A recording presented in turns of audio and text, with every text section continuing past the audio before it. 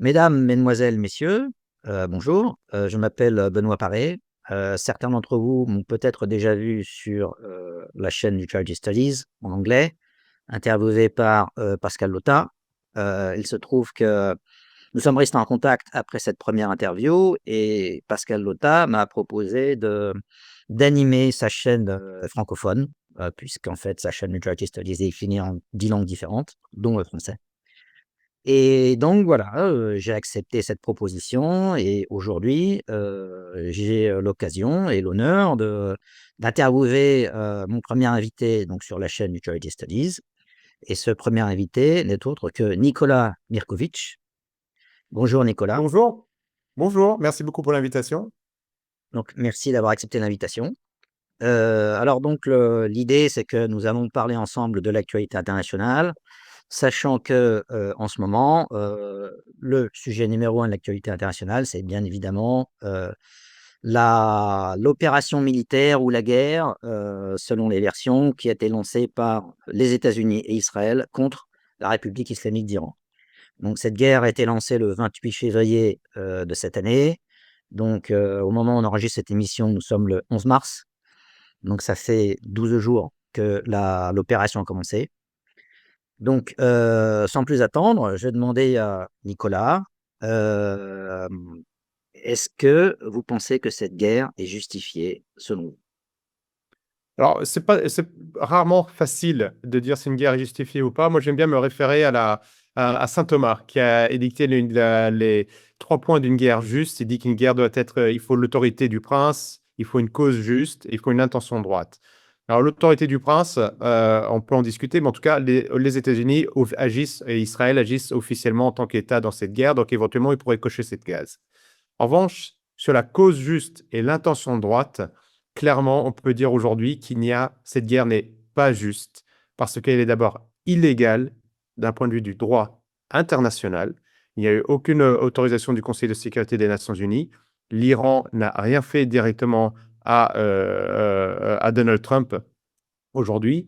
Donc, il n'y a pas de cause juste. On ne comprend absolument pas pourquoi. Qu'ils soient rivaux, qu'ils ne soient pas d'accord d'un point de vue géopolitique, oui, mais de là à justifier une intervention militaire brutale, unilatérale, il n'y a pas de justification.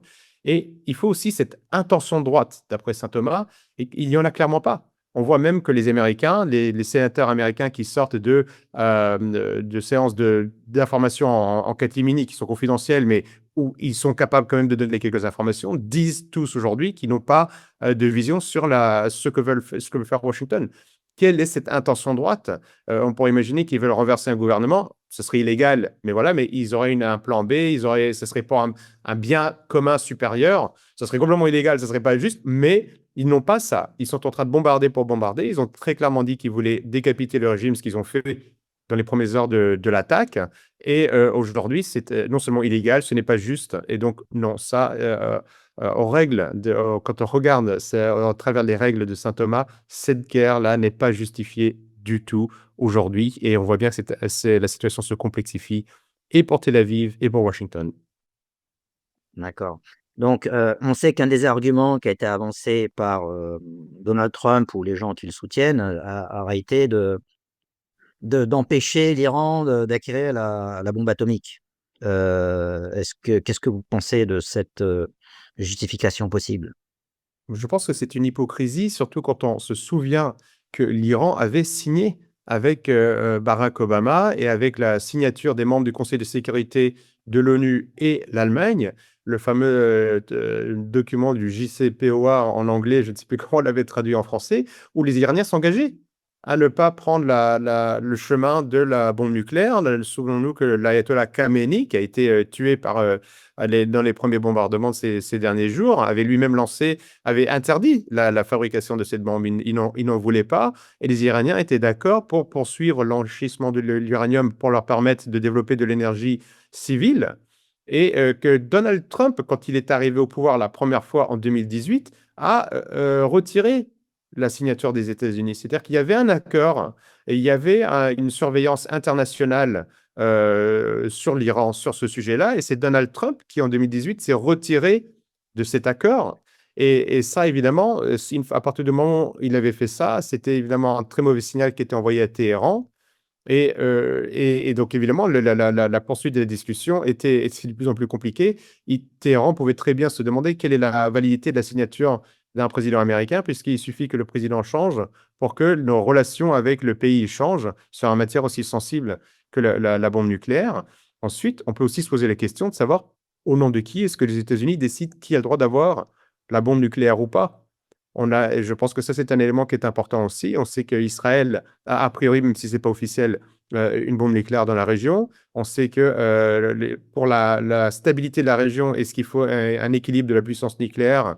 C'est une question qui doit être ouverte, mais qu'il y ait une puissance qui décide sur Terre qui a le droit d'avoir la bombe nucléaire ou qui ne l'a pas, n'est pas quelque chose de juste. De nouveau, je reviens à cette notion qui est importante et qui est même dangereuse. Et on peut comprendre qu'au niveau régional aujourd'hui, vu ce qui se passe, à mon avis, tout le monde va vouloir une bombe nucléaire à la fin de cet épisode, parce qu'ils vont se dire que c'est la seule façon de ne pas être attaqué, c'est d'en avoir une. Donc je pense que j'ai peur que ce soit l'effet contraire qui se produise. Et donc on peut aussi se rappeler qu'en juin dernier, il y avait déjà eu, donc des bombardements, américano-israéliens sur l'Iran et qu'à l'issue, le président Trump, avait déclaré, si je ne m'abuse, que le programme nucléaire iranien, était, détruit, pour, peut-être pas pour toujours, mais pour longtemps. Or, on est moins d'un an après et là, on voit qu'il y a à nouveau une campagne de bombardement dont certains disent que ce serait pour le même objectif. Donc c'est un peu curieux. Donc, C'est une excellente qu'est-ce qui était remarque. vrai? Qu'est-ce qui est vrai? Mmh. Alors, on voit, et on aura l'occasion d'en parler, beaucoup de mensonges, et c'est malheureusement pas nouveau, qui sortent de la Maison Blanche, de deux choses l'une, ou alors vraiment le programme nucléaire militaire a été stoppé net par Trump, et donc du coup c'est un mensonge aujourd'hui, c'est un nouveau prétexte pour faire la guerre, ou alors à cette époque-là, Trump avait menti et qu'il n'avait pas du tout détruit le programme nucléaire militaire des Iraniens. Dans les deux cas, il y a un des deux cas où forcément la Maison-Blanche ment, où Trump ne dit pas la vérité. Et c'est assez inquiétant parce qu'on se demande quelle est la qualité du renseignement américain. On sait très bien que les Américains avaient déclenché une guerre contre le Vietnam à cause de la fameuse attaque fictive inventée de la baie du Tonkin. Donc, on avait vu et on sait maintenant que les renseignements américains avaient donné de fausses informations au président. Est-ce que c'est la même situation aujourd'hui? En tout état de cause, Donald Trump ment, soit parce qu'il est mal renseigné ou soit parce que lui-même connaît la vérité. Mais on ne sait pas du tout aujourd'hui où on est ce programme nucléaire iranien. D'accord. Alors, mis à part ça, il y a aussi un autre aspect dans cette guerre, c'est par exemple, les réactions de la diaspora iranienne à l'étranger.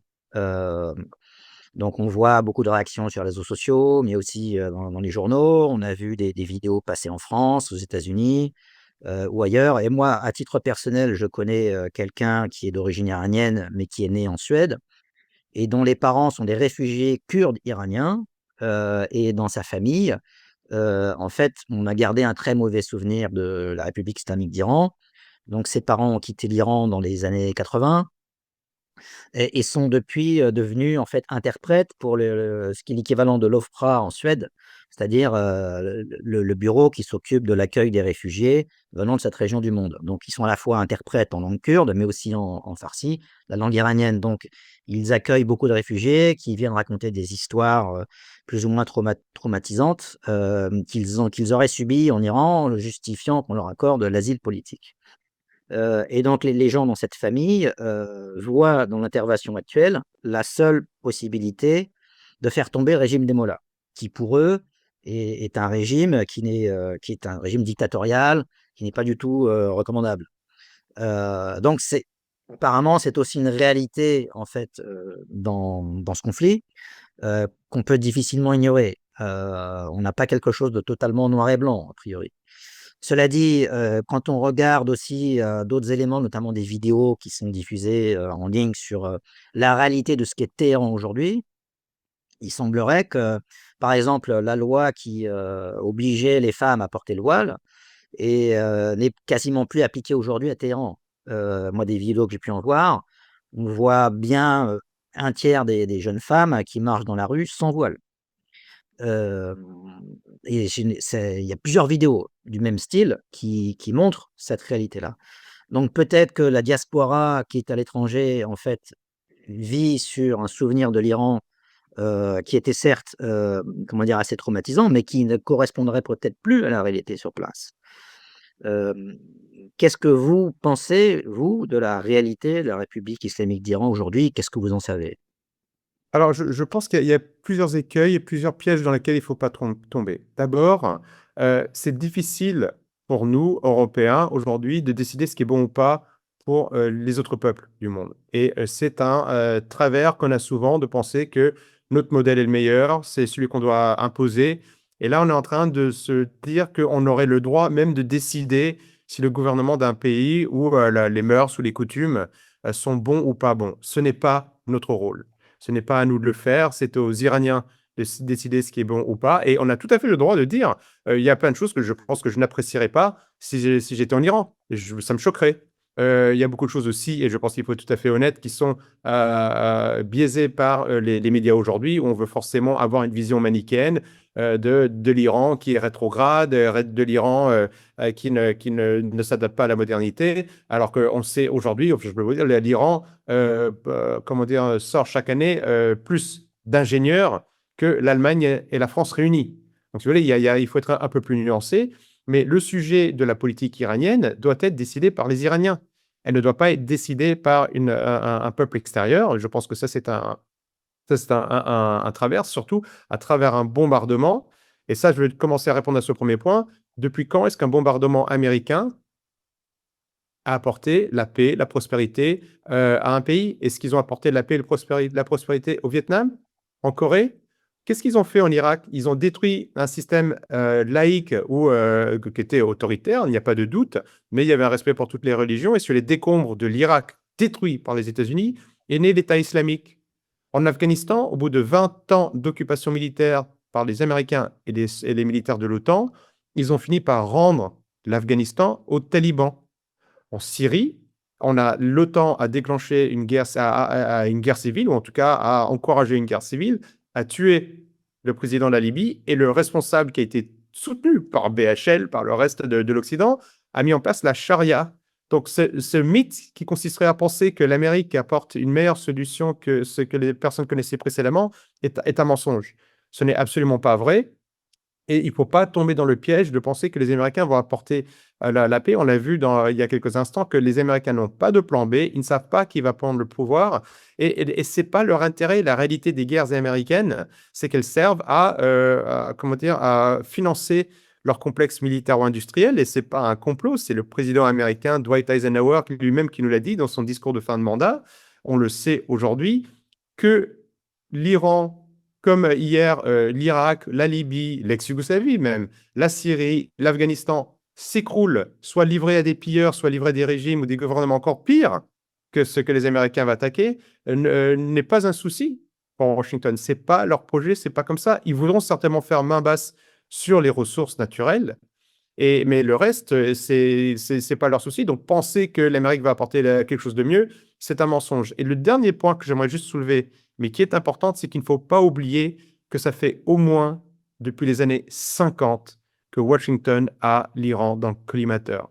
Ce n'est pas une attaque récente. En 1953, Mohamed Mossadegh a été renversé illégalement par les Américains et les Britanniques et il n'était pas du tout un mollah, un islamiste, bien au contraire. Quel était le crime de Mossadegh? C'est qu'il avait nationalisé les puits de pétrole iraniens qui étaient exploités par des multinationales étrangères. Et lui, son seul discours était un discours nationaliste classique. Il a dit: les ressources naturelles de mon pays doivent servir le peuple. Et parce qu'il a coupé les fonds de multinationales étrangères, eh bien, il a eu une révolution.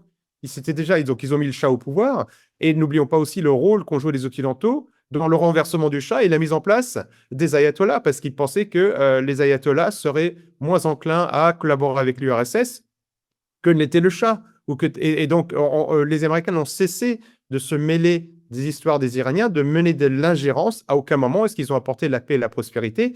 Et n'oublions pas, et ça c'est vraiment l'ironie du sort, mais on oublie cela, c'est que les Américains ont poussé Saddam Hussein à envahir l'Iran. Saddam Hussein qui après, dans les années 90 et 2000, devenu l'ennemi public numéro un, était l'allié public numéro un des Américains et des Occidentaux pour attaquer l'Iran à un moment où les Américains voyaient qu'ils ne contrôlaient pas l'Iran. Donc, les Américains jouent avec les différents peuples, avec les différentes nations du Moyen-Orient pour arriver à leur fin politique, pas du tout pour mettre en place des systèmes politiques qui répondraient aux aspirations légitimes des peuples, au bonheur et à la stabilité. Et merci pour, votre réponse. J'ajouterai un mot, sur, l'Afghanistan, que je connais bien parce que j'y ai travaillé pendant 2 ans, en plusieurs, missions différentes, notamment sous statut militaire. Et pour ma part, au départ, j'étais convaincu, du but, de la noblesse des objectifs de la coalition en Afghanistan, qui était en fait, d'abord de se débarrasser du régime des talibans qui se comportait de manière, horrible avec, les femmes, et donc j'adhérais totalement à ça. Mais une fois qu'on est sur place, en fait, on se rend compte que entre l'idéal qu'on peut avoir, vu de l'extérieur par rapport à ce genre de pays et puis la réalité sur le terrain et ce qu'il faudrait faire pour changer cette réalité, il y a un monde d'écart et in fine, ma conclusion, c'était que pour changer la mentalité sur le terrain dans les campagnes en Afghanistan, c'était des générations qu'il fallait.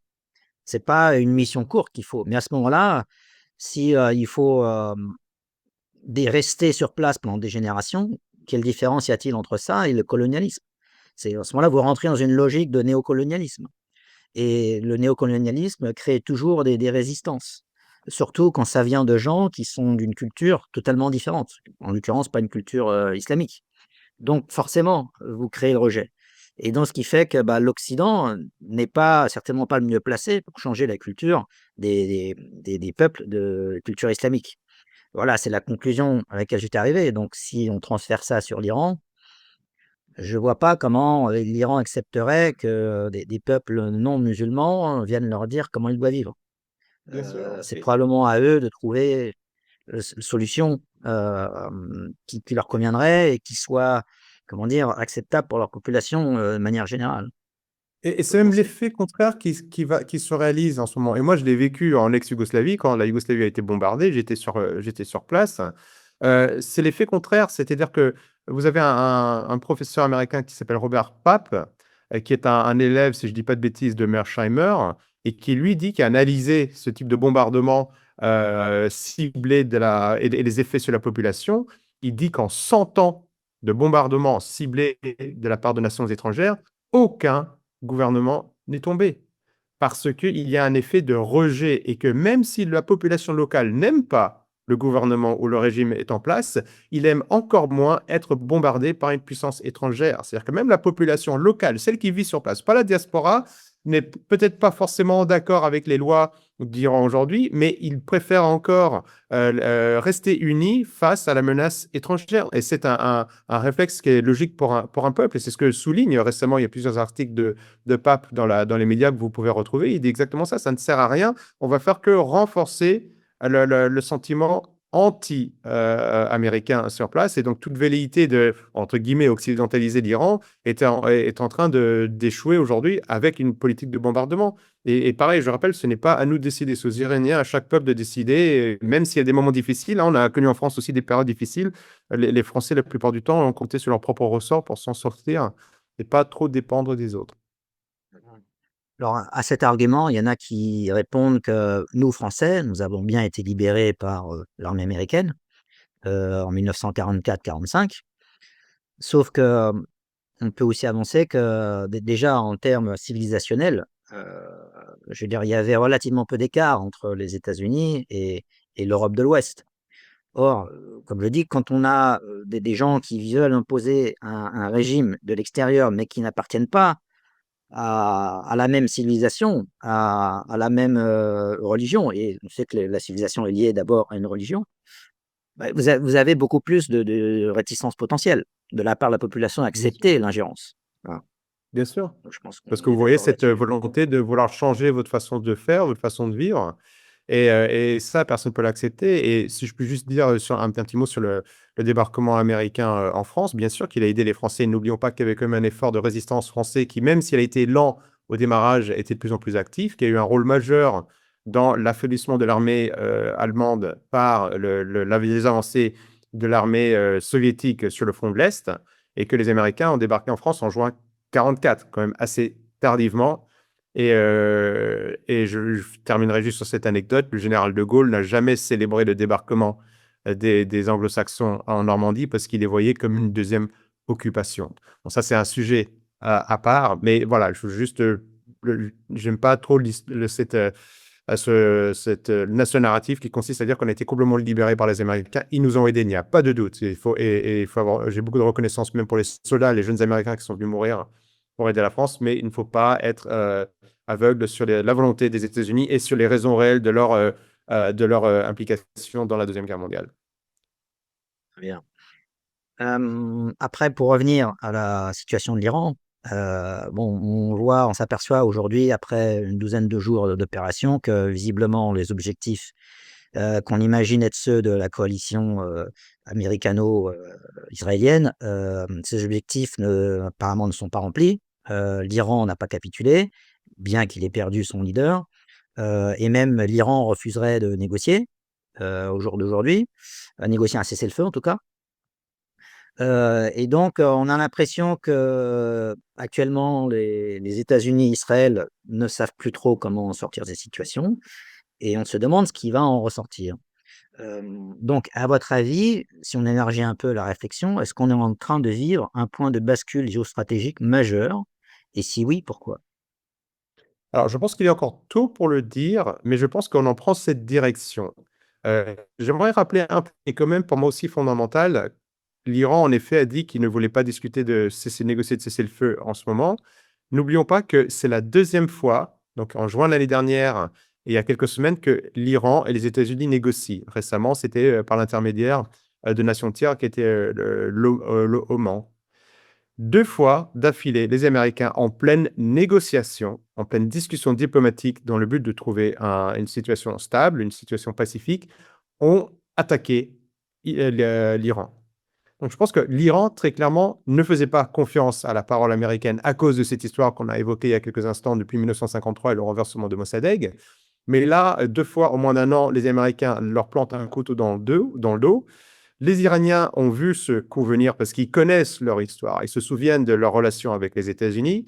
Ils ont préparé ce moment et en ce moment, ils se sentent en position de force parce qu'en effet, on voit très bien que les Américains, comme les Israéliens en tout cas, Netanyahou et Trump, n'ont pas un plan clair pour l'Iran, tout le monde, enfin, ce qui se dit, et à mon avis est correct, le projet qui consistait à décapiter le régime et non seulement le régime, hein, ils ont tué beaucoup de hauts responsables militaires et politiques, comme ils l'avaient fait en juin, pensaient que ça allait affaiblir la population, le gouvernement iranien. N'oublions pas que les Américains avaient aussi financé et fomenté un soulèvement populaire en Iran. On a vu les images. N'oublions pas que le Scott Bessent, qui est le ministre de l'économie américain, a lui-même avoué que les Américains ont mis une pression financière et économique majeure au printemps dernier sur l'Iran pour affaiblir le pouvoir d'achat et pour encourager les Iraniens à descendre dans la rue. La raison principale de la descente de la rue des Iraniens était surtout le pouvoir d'achat.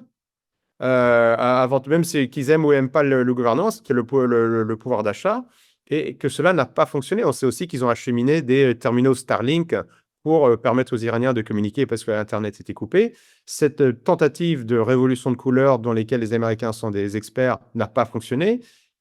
L'attaque de juin n'a pas fonctionné et cette dernière attaque n'a pas fonctionné non plus parce que les Iraniens enfin en tout cas, se retrouvent massivement dans la rue. Beaucoup d'Iraniens semblent vouloir tenir à une position de résistance et que les Iraniens attaquent et ont eu des succès militaires assez impressionnants, notamment sur les bases et des cibles américaines partout dans le Golfe, dans la fermeture des détroits d'Ormuz.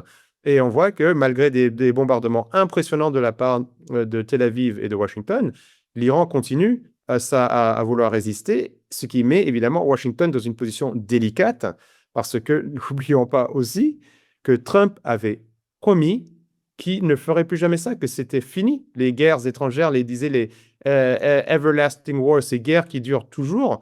Trump a été élu en partie, pas exclusivement, mais en partie par les Américains parce qu'il avait promis de ne plus faire de guerre. Depuis qu'il est élu, il n'arrête pas de demander le prix Nobel de la paix. Vous imaginez le paradoxe total? Il demande le prix Nobel de la paix et il déclenche une guerre dont il ne sait actuellement pas s'en sortir.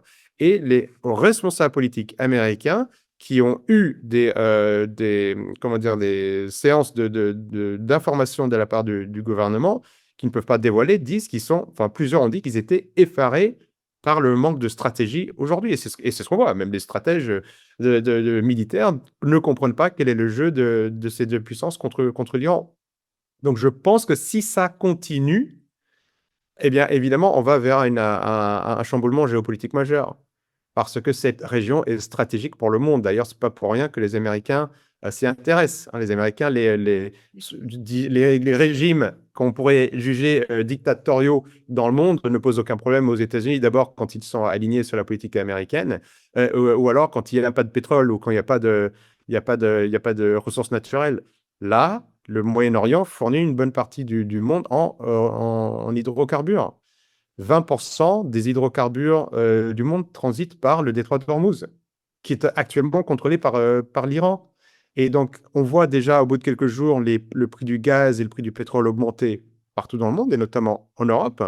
Et si ça devait continuer et que le prix devait continuer d'augmenter, évidemment, ça va avoir des répercussions mondiales. Et je pense que c'est un peu la stratégie des Iraniens qui sont dans la position de David par rapport à Goliath, qui ne peuvent pas bombarder les États-Unis et Israël comme ils sont bombardés eux-mêmes, qui ont travaillé sur un projet qui ferait se retourner contre ces deux pays le reste du monde, qui n'en pourrait plus avec des prix de pétrole et de gaz qui arriveraient à des tels niveaux qu'ils auraient des révolutions, là pour le coup même pas de couleur, dans leur propre pays, parce que les gens ne pourraient plus se payer ni le chauffage, ni l'électricité, les usines ne pourraient plus tourner, et on ne pourrait plus faire un plein d'essence avec un prix du baril qui est déjà au-delà de 100, qui a dépassé les 120, qui a redescendu, mais qui pourrait atteindre 150 ou 200 $, si on devait continuer comme ça.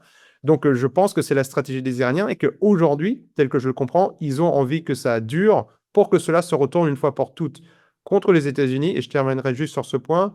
Les Iraniens, je pense, ne veulent pas continuer ce jeu où tous les X années, il y a une ingérence américaine. Eux, ce qu'ils veulent aujourd'hui, c'est qu'ils veulent y mettre un terme définitif. Et donc, je pense que c'est dans leur intérêt à ce que ça perdure. Trump, lui, a intérêt au contraire à arrêter au plus tôt, parce que dans quelques mois, il va commencer là, même quasiment en ce moment, ils sont en train de commencer les campagnes des midterms, où si Donald Trump et les républicains perdent, eh bien, Trump perdrait le contrôle du Congrès américain et la Chambre des représentants et des Sénats, et ça serait la fin de ces politiques pendant les 2 prochaines années. Oui, on va y venir. J'ai une question à ce sujet d'ailleurs, plus sur les États-Unis. Mais sinon, pour revenir un peu sur le conflit en Iran, je voulais avoir votre avis aussi sur un fait particulier au sein de ce conflit. C'est l'école de Minab, donc Ah cette oui. école de filles, a priori, qui a été bombardée dès le premier jour de l'opération, en fait. Et dans tous les médias, en fait, on a laissé planer le doute quant à savoir qui était responsable.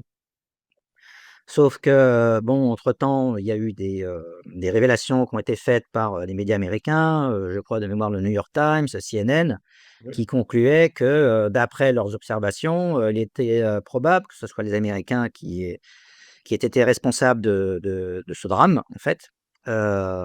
Et on a vu l'administration américaine, en fait, essayer de se débattre, de se dépatouiller de cette affaire de manière très maladroite, c'est le moins qu'on puisse dire. Puisque bon, par exemple, le président Trump a accusé 2 fois l'Iran d'avoir bombardé eux-mêmes l'école, dont le bilan, je rappelle, c'est 168 fillettes, hein, plus les enseignants. Pete Hegseth lui-même se contentait de dire que l'affaire était sous investigation, donc il refusait de confirmer, ce que disait son président sur l'affaire, en accusant l'Iran.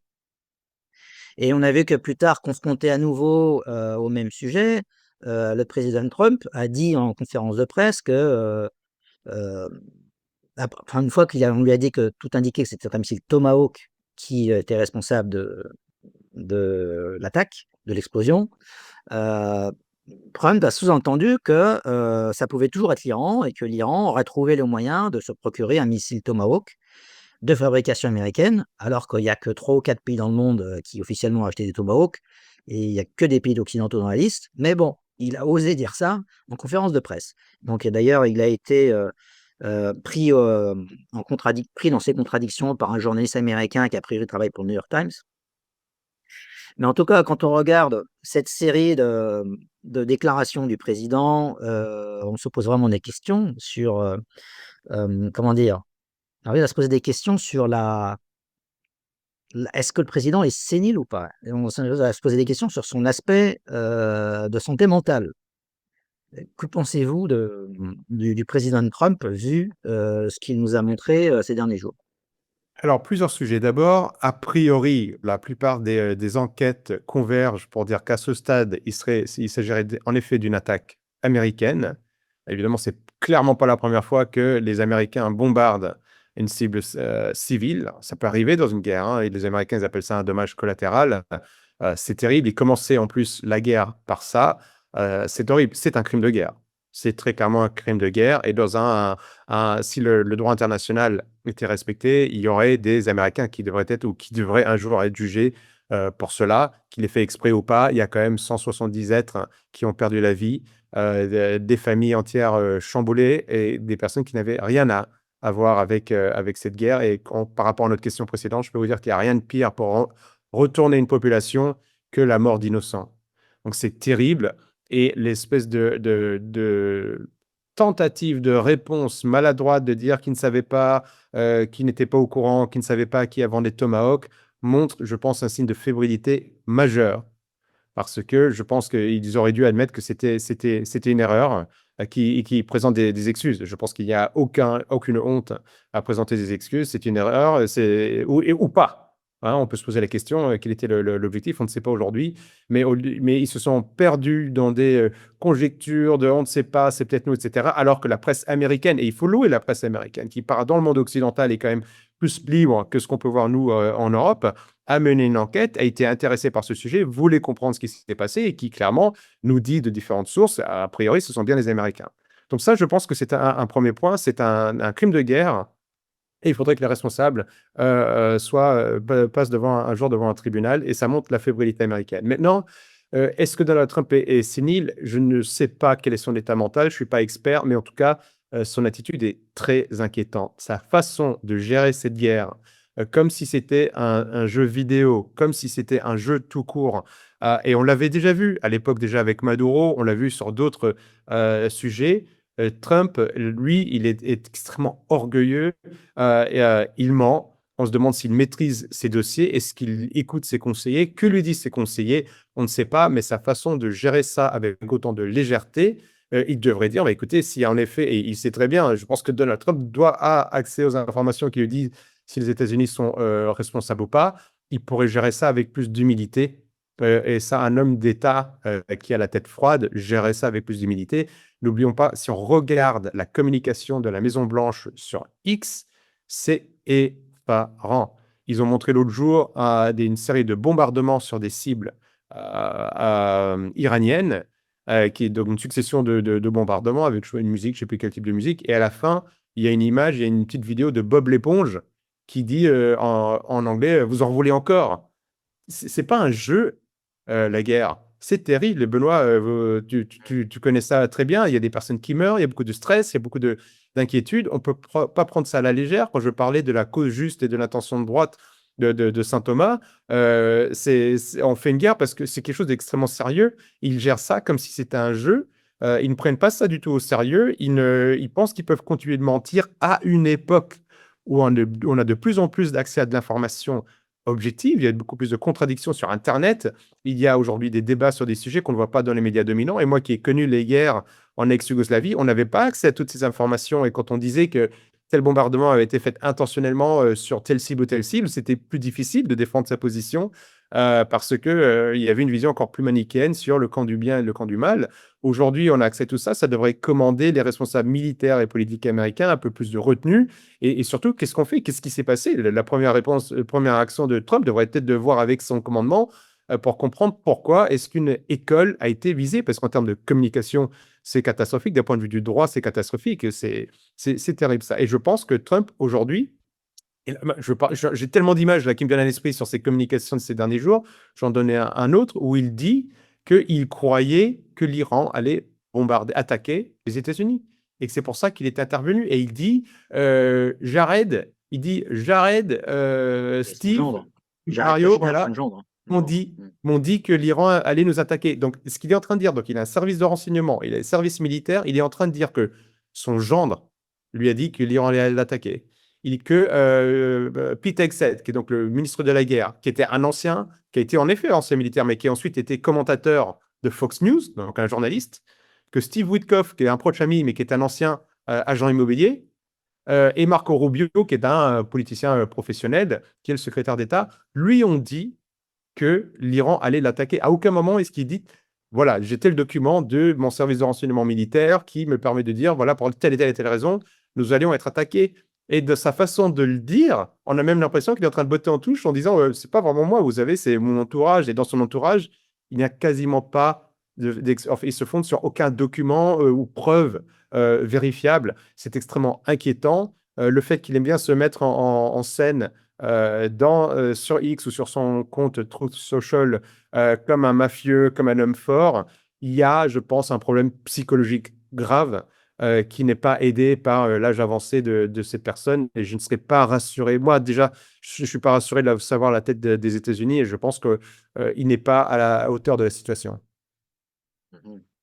Et pour parler un peu de l'approche des États-Unis et des Américains en général de tout ce qui est guerre et conflit, moi j'ai travaillé avec des militaires américains, que ce soit en Bosnie-Herzégovine ou en Afghanistan. Et bon, je pouvais constater ça aussi dans les médias, mais il y a une approche en fait pour beaucoup d'entre eux, alors je dis pas tous, mais beaucoup d'entre eux, de l'idée que l'ennemi, en fait, n'a pas la même valeur que les Américains, hein. Ils voient, en fait, dans leur conception du monde, les Américains comme, un peuple supérieur, un peuple élu, et donc la mort d'un Américain et la mort d'un étranger n'ont pas la même valeur, et la mort d'un ennemi, en fait, c'est ça n'a aucune valeur. L'ennemi n'a aucune valeur. L'ennemi doit être tué. Et donc, c'est pour ça, quand vous êtes habitué à penser dans ces termes complètement manichéens, en blanc et noir, bah, forcément, on a vu la polémique par rapport au navire qui a été coulé, au large du Sri Lanka, un navire iranien qui, en fait, participait à un exercice avec, la marine sri-lankaise. Donc, participant à un exercice, on nous dit que le navire n'était pas armé, n'était pas en mesure de se défendre et que le navire a été coulé par les Américains. Et on a vu une séquence où Donald Trump est interrogé en conférence de presse sur cette affaire. Et en fait, il dit que, son état-major, a priori, il ne dit pas exactement qui, mais on pense que c'est son état-major, militaire, lui explique que, enfin, Donald Trump aurait demandé: «Mais pourquoi est-ce qu'on n'a pas simplement saisi le navire?» Et la réponse des militaires, c'est que, bah, c'était plus drôle, fun, it was more fun en anglais, de le couler. De le couler, du coup, Oui. bah, il y a eu, je ne sais pas combien de morts, mais il y a eu plus de morts que de survivants dans cette affaire. Et grâce à la marine sri-lankaise, les survivants ont pu être sauvés, mais c'est une minorité par rapport au nombre de marins qu'il y avait sur le navire. Tout ça parce que c'était drôle. Et le pire, c'est que quand Donald Trump annonce ça en conférence de presse, il rigole lui-même. Et ce qui est plus préoccupant encore, c'est que vous avez dans l'assistance des gens qui rigolent aussi. Ça fait rire tout le monde. Enfin, peut-être pas tout le monde, mais en tout cas une bonne partie des gens. Donc voilà, c'est un peu inquiétant sur la manière de concevoir la nature humaine et l'égalité entre les êtres humains de la part d'une nation qui se prétend hégémonique et qui se prétend le gendarme du monde, et qui se voit comme le phare de l'humanité, le pays où tout le monde veut aller parce que c'est une civilisation qui serait supérieure. C'est terrifiant. Il y a un peu de ça chez eux et il faut avouer que c'est un peu inquiétant. Et pour parler de cet aspect, alors à côté de ça, je dois préciser aussi que je connais des Américains qui n'adhèrent pas du tout à cette vision-là. Mais en général, ce sont des Américains qui voyagent, qui ont des amis étrangers et qui se démarquent complètement de ça. Donc, je veux certainement pas, voilà, trop généraliser. Et je pense qu'il y a aussi des gens comme Tucker Carlson, qui ne pensent pas du tout le monde dans ces termes-là. Donc c'est quand même important de préciser. Mais il y a, encore une fois, des Américains qui voient le monde de cette manière-là et on peut, notamment parler de Pete Hegseth, donc le secrétaire d'État à la guerre. Il n'est pas innocent d'ailleurs de constater que le secrétaire à la défense était renommé au département, enfin secrétaire d'État département à la guerre.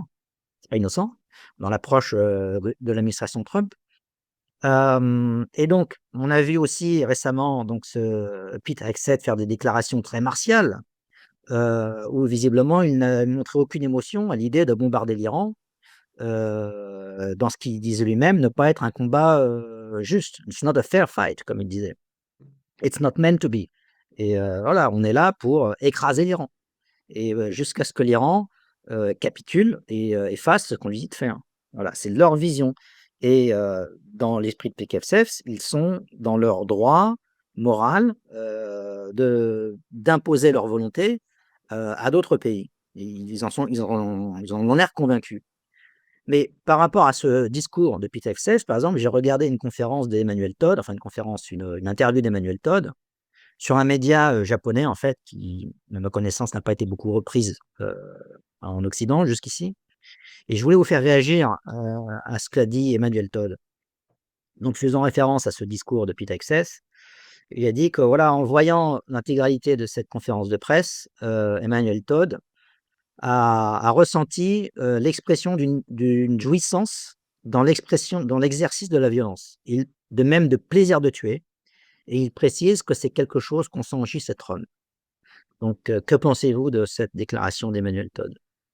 Je pense que c'était hélas vrai. Avoir aussi peu de respect, d'abord pour la parole donnée, je pense que c'est important. Là, on est en train de parler des valeurs d'un pays qui, en effet, est encore quasiment la première puissance, en tout cas militaire mondiale, veut diriger le monde, n'a pas de parole, n'a pas de respect de la parole donnée, puisqu'ils trahissent leurs négociations, n'a pas d'empathie, n'a pas aucune sympathie pour les civils, parce que normalement le but de la guerre, d'après eux, est de changer le gouvernement en place à Téhéran, mais pas de tuer les civils, avoir aussi peu de respect pour les civils, ne pas reconnaître leurs propres crimes de guerre, jouer avec des vidéos qui mettent en scène des bombardements où des personnes sont tuées et des personnages de dessins animés, et faire rire le public parce qu'ils trouvaient que c'est drôle de couler un bateau qui ne peut pas se défendre, en dit long sur l'état d'esprit qui irrigue aujourd'hui la Maison Blanche, une partie du Pentagone. Je suis complètement d'accord avec toi pour dire que ce n'est pas la position de beaucoup d'Américains, et je dirais même, c'est pas la position de la majorité des Américains qui, n'oublions pas, a voté pour un président qui ne devait plus faire ça. Les Américains n'en veulent pas, ils comprennent pas tout ce qui se passe dans une géopolitique internationale, mais la plupart sentent bien que ces guerres ne sont pas justes, ça marche pas, et qu'à la fin, eh bien, eux, leurs problèmes au jour le jour, de santé, d'éducation, d'infrastructure, ne sont pas, restent insatisfaits, alors que le gouvernement américain joue avec leurs impôts pour enrichir le complexe militaire industriel et faire ces guerres. Mais ça en dit long sur la décadence américaine. Et je pense que c'est important de parler de cette fin de l'Empire. Et cette fin, vous savez, Erasme nous dit que le poisson pourrit par la tête. C'est pareil pour l'élite américaine. Cette élite arrive, je pense, à une phase qui est le prodrome, quasiment la phase finale, parce qu'ils n'ont plus de valeur. Ils n'ont plus de lien avec le reste de la population. Ils se comportent comme s'ils étaient seuls au pouvoir, en oubliant complètement le mandat populaire qu'ils ont reçu, et ils n'ont aucun respect pour des valeurs essentielles universelles. Le respect d'une fillette, d'un enfant, d'une vie, le fait de vouloir faire la guerre que si c'était nécessaire, le fait de vouloir discuter, dialoguer et rire de la mort, prendre à la légère la destruction d'un pays, parce qu'on parle des morts, mais pour le reste de la société, il y a cette peur ambiante, il y a le simple fait de s'approvisionner en nourriture, en médicaments, les hôpitaux qui n'ont plus d'électricité, ce sont des conséquences directes de la guerre américaine. Ne pas avoir de considération pour ça, ne pas avoir envie d'y mettre un terme au plus vite, on dit long sur l'état d'esprit pervers qui est aujourd'hui à la tête d'une beaucoup de personnes à la Maison-Blanche et au Pentagone, même s'il y a des résistances assez certains. Ça en dit long, ça en dit long, et je pense que c'était extrêmement inquiétant. Et je pense qu'une bonne partie du monde le comprend ça aussi. Et que les Américains, en continuant comme ça, comme tous les empires, prennent la voie de la chute. Prennent la voie de la chute parce que c'est comme ça. On regarde la fin de l'Empire romain. L'Empire romain était décadent. L'Empire il n'a pas vu, ils étaient déconnectés de la réalité. Ils se sont endettés, comme les Américains, entre 40 000 milliards de dollars d'endettement aux États-Unis, avec des problèmes sociaux majeurs. C'est, je pense, le début d'une chute. La seule crainte qu'on peut avoir, c'est qu'est-ce qui va entraîner dans cette chute? Parce qu'ils ont en effet une puissance militaire qui est encore énorme. Ils ont la bombe nucléaire. Et la folie d'un homme aujourd'hui au pouvoir et qui dispose de bombes nucléaires peut aller beaucoup plus loin qu'un empereur romain. Il peut faire du mal. Et dans cette chute-là, qui est-ce qui va tomber avec eux? Mais je ne les vois pas continuer comme ça ad vitam aeternam. Et je pense que de grandes nations aujourd'hui n'en peuvent plus. C'est pas le cas malheureusement en Europe, en tout cas pas de la part de tout le monde, mais au Moyen-Orient, en Asie, on l'a vu en Russie, en Afrique, en Amérique latine, cette façon de faire américaine doit être terminée dans l'intérêt de l'humanité, hein. Mmh. On pourrait même dire dans l'intérêt des États-Unis eux-mêmes. Oui, exactement. Parce que même Ouais. les Américains, pareil, et vous avez raison de rappeler tout à l'heure des soutiens de Donald Trump qui aujourd'hui l'abandonnent et qui disent on n'a pas voté pour ça. Tucker Carlson, Marjorie Taylor Greene, Joe Rogan récemment, beaucoup de personnes Ouais. qui ont soutenu Trump maintenant disent on ne veut pas de ça. En gros, Trump est un vendu. Et Trump fait comme C'est les autres. c'est le sujet de ma prochaine question, d'ailleurs. Oh, ouais, alors, je n'avance pas toi là-dessus. Donc oui, alors comme, vous venez de le rappeler, en fait, aux États-Unis, on voit, une sorte de rébellion de la part de tout un tas d'influenceurs, mais aussi de certains hommes politiques, ou de femmes politiques comme, Marjorie Taylor Greene, qui sont vent debout contre, l'idée même de cette nouvelle guerre de changement de régime, au Moyen-Orient lancée Mhm. par, l'administration Trump. Alors qu'il avait, pendant sa campagne électorale, maintes fois, en fait, promis que sous son mandat, jamais ça n'arriverait. Et donc, il y a une trahison évidente, en fait, de ses propres promesses de campagne qu'il a réitérées maintes et maintes fois, encore une fois. Et donc, vous avez tous ces, influenceurs majeurs, comme, on vient de le dire, Tucker Carlson, on peut citer aussi Candace Owens, Alex Jones, Nick Fuentes, Megyn Kelly, pour ne citer que des gens qui sont aujourd'hui des journalistes qu'on dirait citoyens. Et les gens que je cite, ce sont que des comptes qui ont, dont les suiveurs sur X se comptent en millions. Voilà. J'ai pas, pris en compte les gens qui sont en dessous de millions. Il y en a beaucoup aussi. On voit sur X qu'il y a un mouvement de fond, il y a une lame de fond de gens qui ont soutenu Trump, qui sont aujourd'hui en rébellion complète contre lui. C'est pas non plus une unanimité, parce que vous avez toujours, à côté de ça, des gens qui continuent de le soutenir. Mais bon, quand on fait la balance, et il y a aussi des gens qui sont liés à ce qu'on appelle évidemment le lobby, pro-israélien aux États-Unis, qui, comme on sait, bon, c'est quelque chose de très puissant, qui est là depuis longtemps, et ces gens-là soutiennent, l'opération en cours. Donc, on a malgré tout, aux États-Unis, en fait, un manque d'unanimité, en fait, dans cette affaire. Mais on a quand même le camp des anti-guerres qui semble dominer, aujourd'hui. Alors pas forcément pour les mêmes raisons, parce que bon, si on regarde chez les démocrates, peut-être qu'il y a des gens qui, dans le fond, s'ils avaient été au pouvoir, ils auraient pu, soutenir cette guerre. D'ailleurs, la déclaration d'Hillary Clinton que j'ai pu voir pas plus tard qu'aujourd'hui, elle a l'air de trouver très bien ce que fait l'administration Trump aujourd'hui. Ce qui est, Ça en dit long. peut-être la première fois qu'elle fait un compliment à l'administration Trump, ce qui est pas forcément rassurant de mon point de vue, mais bon. En tout cas, elle a fait une déclaration dans ce sens. Mais bon, si on regarde les sondages, il y a quand même une majorité de gens aux États-Unis aujourd'hui qui condamnent cette opération. Donc, qu'est-ce que cela augure pour les midterms et au-delà? Une autre question, c'est: est-ce que Trump est-il fini? Pour moi, c'est extrêmement mauvais. C'est-à-dire que n'oublions pas que Trump s'est toujours battu contre les médias dominants.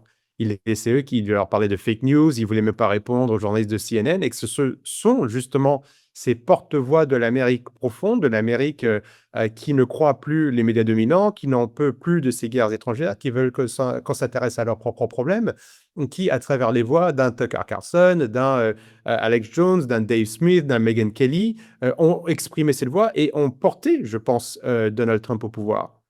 Il s'est battu contre ces médias dominants et c'est ces blogueurs, influenceurs, journalistes indépendants qui l'ont aidé. Le fait d'avoir ces journalistes indépendants contre lui aujourd'hui est un très mauvais signe pour Trump. Parce que vous savez, je pense que avoir un ennemi en face, c'est une chose. On peut avoir du respect pour son ennemi, on n'est pas d'accord, c'est un ennemi, voilà, c'est les règles du jeu. Mais être trahi, quand on est trahi, quand toutes ces personnes, elles le disent, hein, qui ont passé des heures, qui ont été attaqués par d'autres personnes parce qu'ils ont pris le risque de soutenir Trump. Ils ont été, eh bien, et qui se rendent compte que les autres personnes qui avaient raison et qu'eux avaient tort, je pense qu'ils vont décupler leur énergie pour faire tomber Trump. Dale Smith, qui est un libertarien américain et en même temps comédien extrêmement populaire, elle souhaite lui-même la victoire des démocrates. Et parce que beaucoup de personnes préfèrent avoir un ennemi en face que d'avoir un traître. Et aujourd'hui, la parole de Trump ne veut plus dire grand-chose. Et ça, c'est vrai. Il fait le contraire de ce qu'il a promis. Ça coûte des milliards. On a franchi depuis longtemps, ces derniers jours, la barre des 5 milliards de dollars déjà dépensés officiellement, sans parler des coûts annexes, sachant que sur le reste des engagements de Donald Trump, sur le pouvoir d'achat, sur l'immigration, sur tout un tas de sujets, il n'a pas du tout avancé. Donc, pour l'instant, son bilan n'est pas brillant et il va attaquer les midterms dans quelques mois. Et vous pouvez être sûr et certain que le sujet de la guerre va revenir. Et en plus, vous avez des Américains qui meurent. N'oublions pas que ça, c'est aussi un sujet qui est très préoccupant pour les Américains. Ils veulent faire la guerre, mais ils veulent pas mourir, hein. Ça, c'est un autre sujet. Mais Trump va devoir assumer tout ça. Et d'ailleurs, on peut se demander qu'est-ce qui s'est vraiment passé dans la tête de Trump quand il a déclenché cette guerre. Parce qu'il savait qu'il allait prendre ses attaques de la part de sa base. Il savait que beaucoup de personnes allaient être très, très en colère. Il a quand même fait. Donc, qu'est-ce qui s'est passé dans sa tête? Est-ce qu'il est un menteur depuis le départ? Est-ce qu'il était retourné? Est-ce qu'il y a des casseroles? Qu'est-ce que certains tiennent des casseroles sur lui qui ne veulent surtout pas voir dévoiler? Je ne sais pas. Mais aujourd'hui, il va arriver sur les midterms dans une mauvaise situation. Alors, c'est en novembre. S'il met fin à la guerre maintenant, faisant confiance à ses communicants pour passer ensuite à un autre sujet pour essayer de faire oublier ce qui se passe. Mais si cette guerre dure, et c'est ce que je disais tout à l'heure, je pense que c'est dans l'intérêt des Iraniens, aujourd'hui en tout cas de Téhéran, à ce qu'elle dure, il va arriver avec une situation, avec un bilan qui va être mauvais, des électeurs énervés et des électeurs qui voudront très clairement sanctionner les candidats républicains aux élections mi-term. Et je le répète, s'il devait perdre le Congrès, ça serait la fin, parce qu'il aurait une opposition qui serait capable de bloquer. Vous avez une personne comme Gavin Newsom qui pourrait être le prochain candidat des démocrates aux présidentielles, et qui a le vent en poupe, qui n'arrête pas de descendre Donald Trump sur la guerre. Beaucoup de démocrates aussi, donc il n'y a pas que les républicains qui sont mécontents, il y a beaucoup de démocrates qui profitent de cette situation, qui feraient peut-être la même chose s'ils étaient au pouvoir, mais qui profitent de la situation politiquement aujourd'hui pour égratigner Trump, pour se moquer de ses supporters en disant, bah, regardez, votre président de la paix, ce qu'il est en train de faire, et où est son bilan? Qu'est-ce qu'il a fait pour le pouvoir d'achat avec le litre du gallon d'essence qui ne cesse d'augmenter aux États-Unis, ce qui fait mal évidemment aux plus petits portefeuilles. Donald Trump est en train de se faire beaucoup d'ennemis, pas que sur Internet. Oui. On parle même d'une possibilité pour lui, en fait, s'il perd les élections des midterms, d'être destitué. C'est-à-dire que ce qui a déjà été tenté par 2 fois au préalable, si les démocrates arrivent à avoir une majorité au Congrès, dans les 2 chambres, ils auront techniquement, les moyens, ils pourraient avoir techniquement les moyens de le destituer cette fois, avec, cette fois peut-être plus de bonnes raisons de le faire qu'ils ne pouvaient en avoir auparavant. D'autant plus si certains républicains, en fait, décident de les soutenir dans cette manœuvre, peut-être pour se sauver eux-mêmes, hein, parce que, on peut penser que le parti républicain dans son ensemble risque de beaucoup souffrir de ce qui se passe en ce moment si on continue sur cette trajectoire dont on voit mal comment les États-Unis peuvent se sortir, la tête haute, au jour d'aujourd'hui. Très clairement. Alors, il Hem, avait, ouais, il avait un tapis rouge pour mettre mmh, en place une politique de rupture avec le vote populaire, la majorité des voix, le Congrès à sa main. Il avait l'occasion unique pardon, pour changer les États-Unis, pour en faire un pays prospère, stable, mais pas belligérant comme il est aujourd'hui, s'occuper des affaires des Américains. C'est ce que les Américains ont demandé. Et il est en train de tout jeter par-dessus bord. C'est suicidaire comme stratégie. C'est ouais. inquiétant et ça serait intéressant de savoir un jour qu'est-ce qui s'est passé, pourquoi est-ce qu'il a fait ça. Alors, Tucker Carlson a dit, dans une, de ses plus récentes interviews enfin, pas interview, mais intervention, que d'après ses sources, hein, c'est quelqu'un qui a des sources à la Maison Blanche, hein, Tucker Carlson. Il a même rencontré, Donald Trump plusieurs fois. D'après ses sources, en fait, on aurait présenté à Donald Trump, avant l'opération, enfin on, c'est des gens dans son administration, des sondages, qui laissaient croire que, il y aurait un soutien massif de la population américaine à la guerre contre l'Iran. Voilà. Et donc, en fait, il aurait été trompé sur cette base-là. Alors on imagine qu'il y avait pas que ça, mais apparemment ça ferait partie des arguments qui ont pu peser dans la balance. En clair, on l'aurait manipulé pour qu'il soutienne, l'opération. Et peut-être qu'on lui a aussi dit qu'il y a des chances que le régime iranien s'écroule, dès qu'ils auraient perdu le leader Khamenei. Peut-être qu'il se faisait l'idée que l'opération pourrait être réduite, enfin pourrait, être résolue en quelques jours comme ça s'est fait avec, le Venezuela. Une fois qu'on retire le leader en place, en fait, on a ensuite un leader, derrière qui sera d'accord pour obéir aux États-Unis et que voilà et comme ça, il pourra s'en sortir la tête haute en disant: «Voilà, j'ai réglé le problème, et donc je mérite le prix Nobel de la paix parce que j'ai libéré un pays et maintenant on a un et ce pays en question maintenant, va obéir aux intérêts des États-Unis». Donc voilà sans doute le le scénario qu'on a pu lui vendre. Mais bon, force est de penser que, c'était un scénario particulièrement naïf et malheureusement, mais bon, c'est comme ça, hein.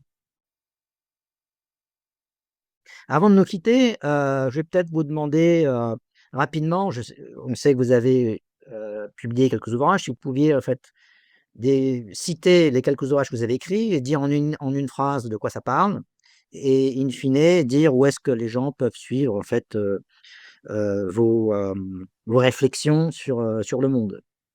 Bien sûr, bah, c'est gentil. Bah, bon, dans l'ordre, j'ai écrit un livre sur le Kosovo qui s'appelle «Le martyre du Kosovo» aux éditions France Empire, qui explique justement, les réalités derrière cette guerre au Kosovo, entre ce qu'on nous avait dit à l'époque, la réalité et pourquoi est-ce que le Kosovo était déjà l'ouverture de la boîte de Pandore pour le retour de la guerre en Europe, et dans le monde. J'ai ensuite écrit un livre sur les États-Unis parce que avec mes enquêtes de géopolitique et mes analyses, j'ai bien vu le rôle important des États-Unis et aujourd'hui, plus que jamais, on le voit. Donc un livre qui s'appelle «L'Amérique Empire», donc sur toute l'histoire des États-Unis et comment est-ce que les États-Unis se sont transformés en empire et quel jeu ils jouent dans le monde. Et c'est malheureusement complètement d'actualité aujourd'hui. Donc ça, c'est aux éditions Temporis. J'ai écrit un livre sur Publié en quelle année? l'Ukraine. Il a été réédité en 2023, augmenté et réédité en 2023. D'accord. Un livre sur l'Ukraine qui s'appelle «Le chaos ukrainien» qui est sorti également en 2023, qui explique la genèse de la guerre en Ukraine. Et là, pour le coup, je remonte au Moyen Âge pour expliquer quelle est la réalité politique, historique et géopolitique de la situation en Ukraine que vous connaissez bien. Et surtout, je propose des solutions. Comment est-ce qu'on aurait pu éviter? Qu'est-ce qu'on pourrait faire, nous, Français, pour nous en sortir? Et le dernier bouquin que j'ai sorti il y a un mois, qui s'appelle «Déclin et renouveau», qui est moins un livre de géopolitique, même si un peu de géopolitique, mais qui est un livre sur l'espoir qu'on devrait avoir en France et notamment en Occident, sur qu'est-ce qu'on peut faire pour s'en sortir. On voit bien que les problèmes rencontrés par les Américains avec une démocratie qui est affaiblie, avec des politiciens qui font le contraire de ce qu'ils ont promis, touchent également le reste du monde occidental. Ça touche la France, parce qu'on a les mêmes travers à différents degrés. Qu'est-ce qu'on peut faire, nous, demain? Comment est-ce qu'on doit déjà comprendre ce qui se passe? Pourquoi est-ce qu'on en est arrivé là? Et qu'est-ce qu'on peut faire pour reprendre un peu ce pouvoir en main pour justement aspirer à ce bonheur légitime des peuples, au bonheur, à la stabilité et à la prospérité? Un pays comme la France a largement de quoi combler de bonheur tous les Français, à être un élément de paix, non seulement en Europe, mais dans le monde. Mais c'est aux Français de se retrousser les manches et de se mettre à l'ouvrage parce qu'on ne peut pas compter sur une classe, je dis caste, classe politique qui sert ses propres intérêts et qui ne sert pas les intérêts du peuple. Écoutez, Déclin et Nicolas renouveau, Markovitch comment est-ce que les Français se relèveront aux éditions Desiertes. Nicolas Markovitch, merci beaucoup pour votre intervention Merci à vous. et je remercie les gens qui nous ont suivis jusqu'ici, merci à vous. J'espère que, bon, ça a été, un débat intéressant pour vous, enfin un débat, je dirais plutôt une discussion et voilà, bah, écoutez, c'était une première, pour ce qui me concerne en tant qu'intervieweur. J'espère ne pas avoir été trop mauvais dans ce rôle, bon, on peut toujours s'améliorer, hein, avec le temps. Et donc, a priori, ce ne sera pas la dernière fois, hein, si tout va bien et donc, bah, écoutez, j'invite les gens qui auraient apprécié, cet échange à suivre, les prochaines discussions qui pourront y avoir et je ne doute pas que nous aurons l'occasion de revoir à nouveau Nicolas Mirkovic. Merci à Merci à vous vous. encore une fois pour avoir accepté cette invitation et merci à tous ceux qui nous ont suivis jusqu'ici.